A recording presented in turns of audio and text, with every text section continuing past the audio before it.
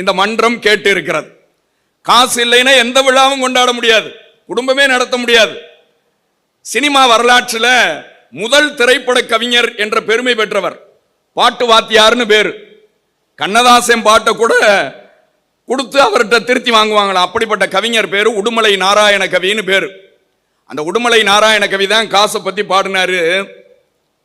தேசம் ஞானம் கல்வி ஈசன் பூஷை எல்லாம் காசின் முன்னில்லாதடி, குதம்பாய் காசின் முன்னில்லாதடி, ஆரிய கூத்தாடினாலும் தாண்டவ கோணே, நீ காரியத்தில் கண்வையடா தாண்டவ கோணே, சில முட்டா பசங்களையும் தாண்டவ கோணே, காசு முதலாளி ஆக்குமடா தாண்டவ கோணே.